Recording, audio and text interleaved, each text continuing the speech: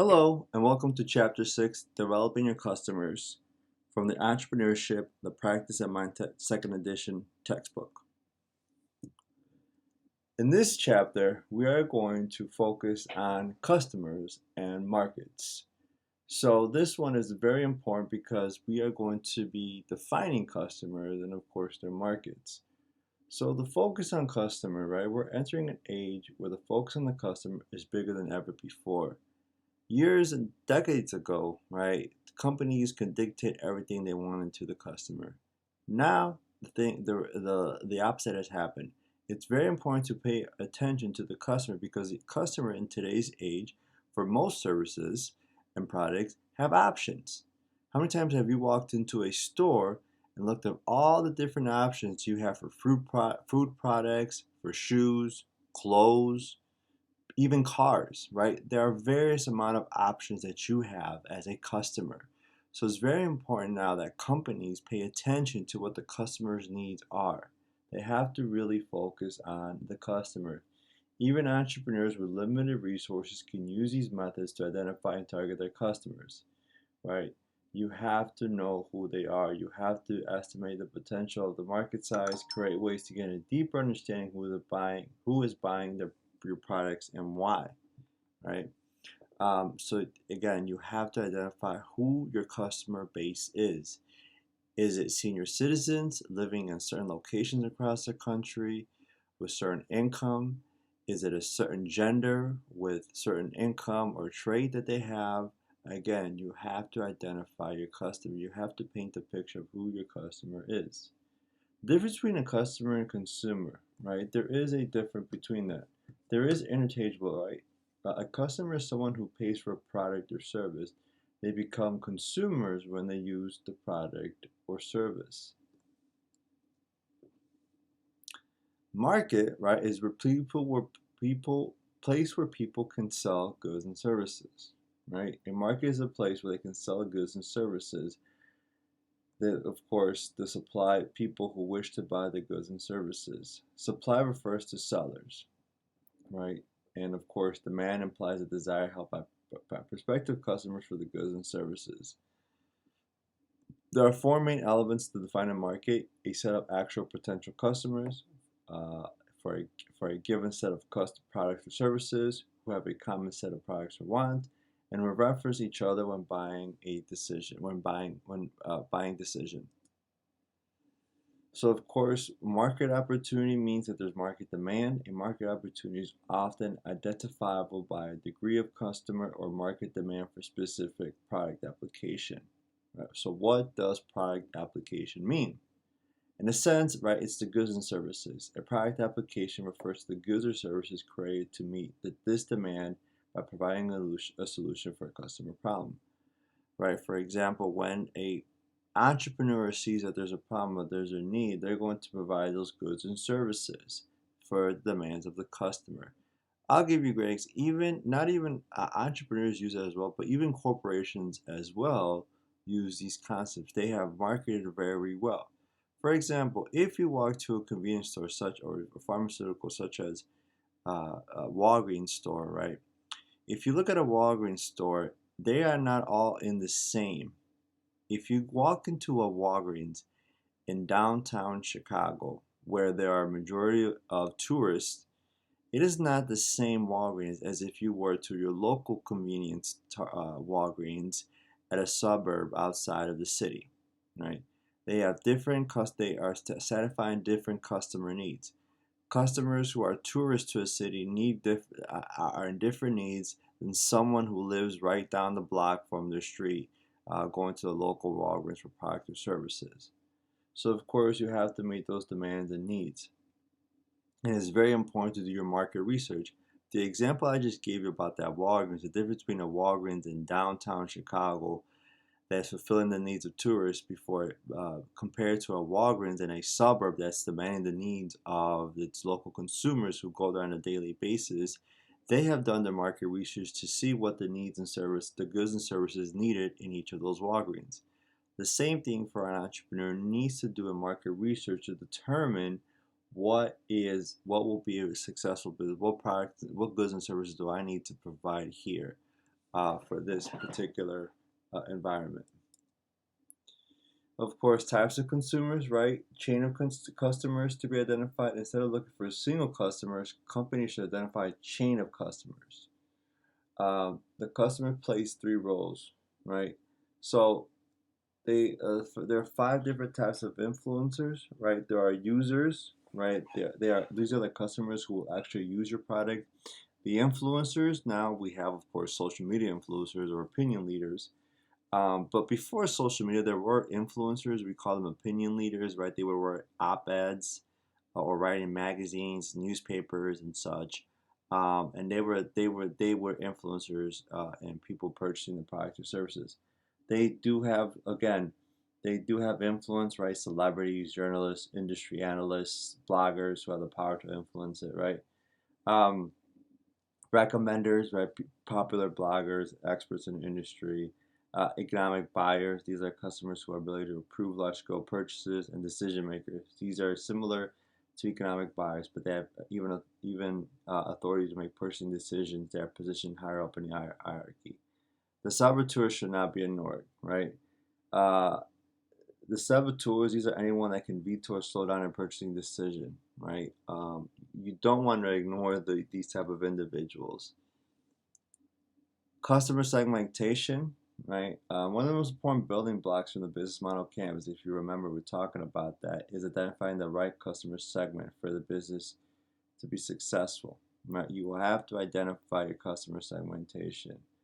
Um, of course, it's still around customer needs. Customers can be divided into different customer segments in terms of they need their needs validated and offering. They have different distribution channels that call for different types of relationships.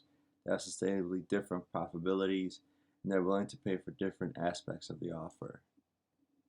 So how do you define customer segments, right? Who are they? Find out their demographics. So what's their age, gender, education, income, and so on.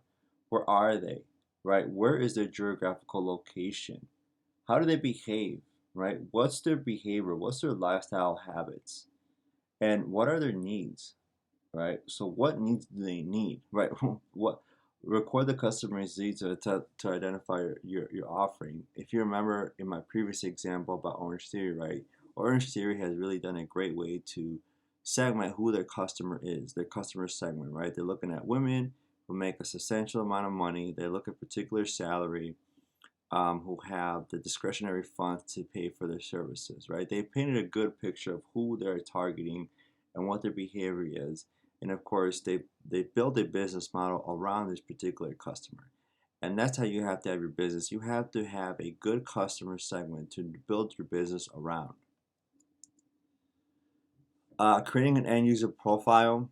It's composed of six main items, right? Demographics, which is, of course, usual data identifying your target end user. Psychographics describe their attributes, such as their attitudes, realities, or fears. Proxy product, these products give you an idea of what else the user is likely to buy. Or watering holes. Watering holes are the places where users meet and swap information. Word of mouth, such as best word of mouth recommendations. Day in the life, right? What is useful ways that entrepreneurs can create a profile of their end users, a walk in the shoes in the day of life of this particular individual. Of course, biggest fears of motivators. Find out what keeps your end users awake at night and obtain your top priorities. Targeting customer group, right? You have to be able to target your customer group. Uh, Targeting process, traditional marketing versus entrepreneurship. Uh, in traditional marketing, the most viable customer segment is identify their new product. But in entrepreneurship, many entrepreneurs start with the idea of the new product and then identify the customer base segment. Technology adoption lifecycle introduced by it's a model that describes a process of acceptance of a new innovation over time. So of course, five market categories of potential customers: the innovators, right? These is a small quantity of the customers, right? They are the first customers to try a new product. So these are the people who first try out the product and whether or not they like it. So for example, when Facebook came out, right, the innovators were the college students because when Facebook first came out, you needed a college email address. They were the innovators for this, right? The early adopters, right, is the second fastest group to adopt the product. Uh, of course, this is when Mark Zuckerberg started to open it up beyond college campuses. Then you have the early majority, who of course is the next segment of customers. Um, so of course, this is the category that tends to take interest in a new product as it begins to go into mass market appeal. And of course, late majority, these are typical of the customers who come in late to the game, people, and of course the laggards, people in the final category that last to adopt a new innovation. So late majority would be, if we were talking about Facebook, right? Late majority would probably be like your parents or someone in that sense. And of course, laggards is everyone else who finally comes to adopt Facebook when it's already been going on a downward trajectory. Crossing the chasm, right? It's a transition between early adopters and early majority, right? So, for example, when of course, it involves focus on your research on a single primary market first, um, and so of course, looking at that, and it is a key to generating a large following. Three factors define a beachhead market: are the customers in that market buy similar products, the customers have similar expectations of value, and of course, the customers use word of mouth to communicate. Crossing the chasm, continuing on, steps to successfully cross the chasm, right? Create the entire product first, right? While your early adopters may be forgiving of few glitches, your early majority won't. So that's why it's important to make sure your product is whole before you launch it, right? The last thing you want is to create buzz around your product, launch it to the masses, and it completely fails, right? That's why a lot of companies do soft launches to do it just to a specific amount of people to fix all the glitches before they release it out to the masses. Position the product right, position the product correctly to the right audience, distribute the product to the right channels, right? How are you going to get your product from point A to point B? Make sure that the distribution channel is all good to go. Using social networks and peer reviews, right? Today's customers make buying decisions without the input of the actual seller. Word of mouth still is a heavily dependent way, right? How many times have you heard of others saying, oh, you have to go here, you have to buy this, you have to go to this certain location, because people's word of mouth is actually still valuable. Buyer personas are profiles representatives of your ideal customer, right? It's a how would you identify this customer? Again, we already talked about demographics and psychographics. Interviews and data generated by key buying insights, right? Usually interviews and data, this kind of stuff is done by large corporations, but you can also do it yourself as well. Get some information, interested and not just buyers, right? Who is interested in buying your product or service and who isn't, and get that information.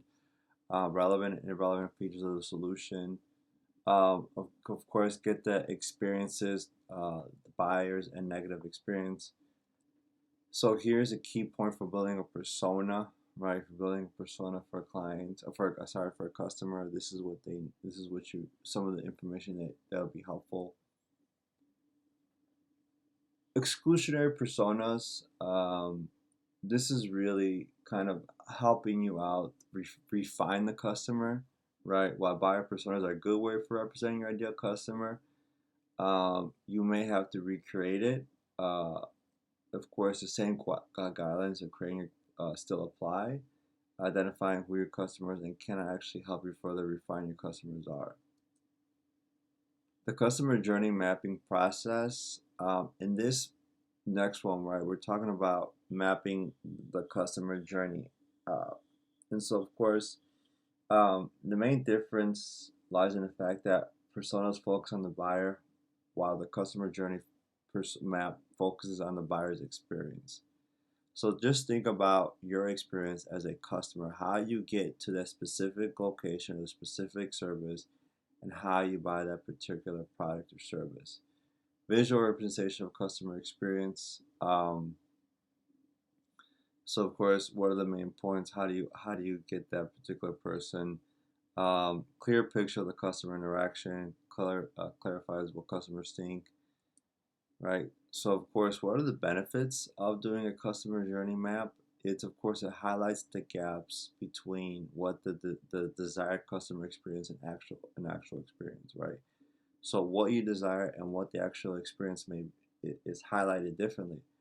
For example, like um, you may think that your product or service is being delivered in one way, but in reality it isn't.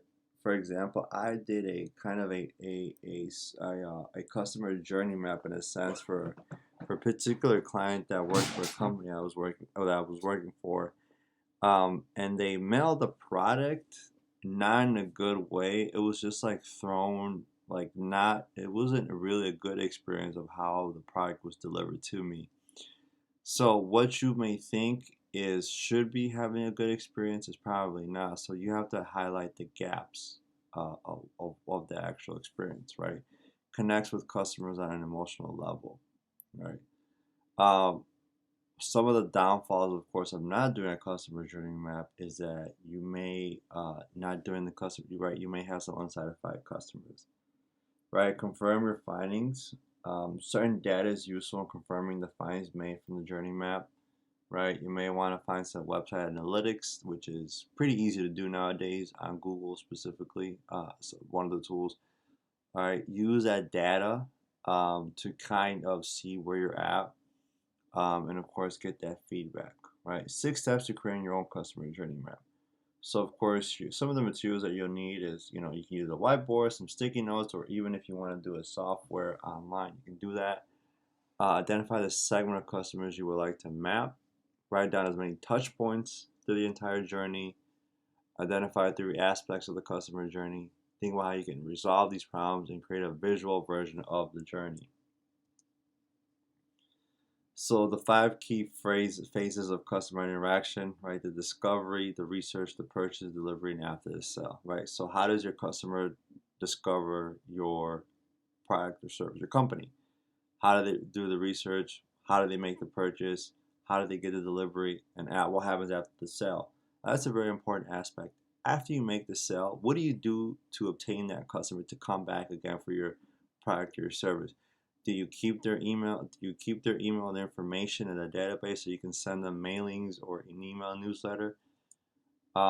Factors to keep in mind, right? Keep key touch points. What's the task? What's the pain points? What's the happy points? Where's the emotions? Right? So remember that kind of information. Market sizing, right? And we're getting here towards the end of the portion. So, estimating potential customers. Market sizing is a method for estimating the number of potential customers and possible revenue profitability. Investors need to see you have done your thorough size of your target market, right? So, how much potential do you need to get? How much potential customers do you need to get to make your business viable, right? And of course, there's something very important, the TAM, SAM, and SOM model, right?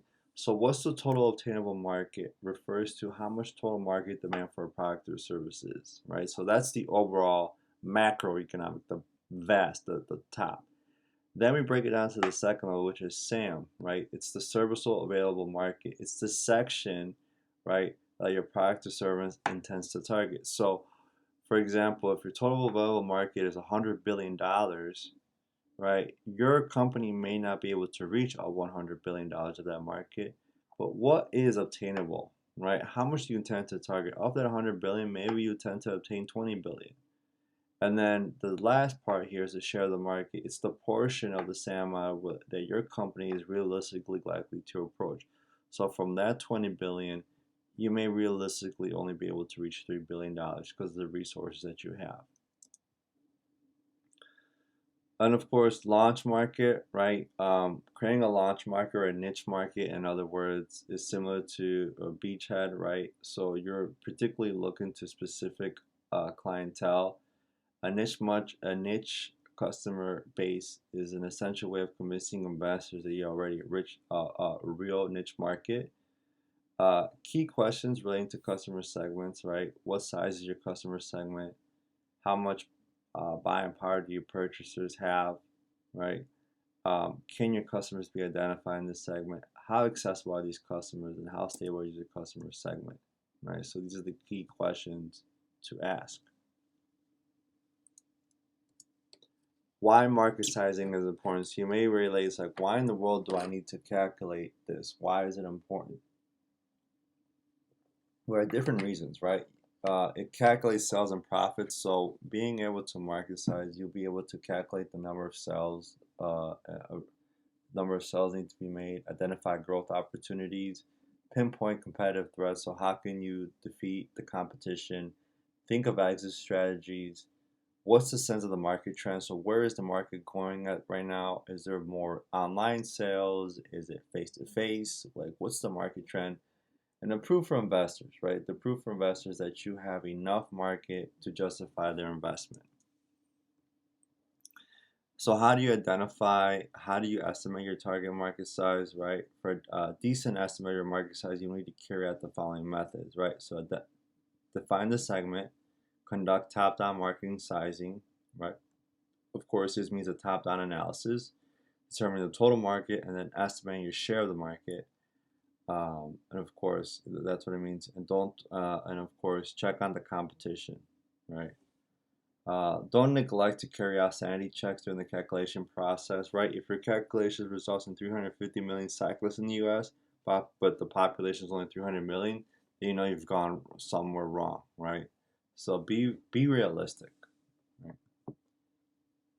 So that, in a sense, is right, and check out the competition as well. Again, you know, do some research on the competition, see what they're doing well. You know, is your industry crowded? What companies are leading the way in selling products or services similar to yours, right? It's always good to check out the competition to see how you can define yourself separately or different from them. So that wraps up chapter 6 of this this section. Thank you.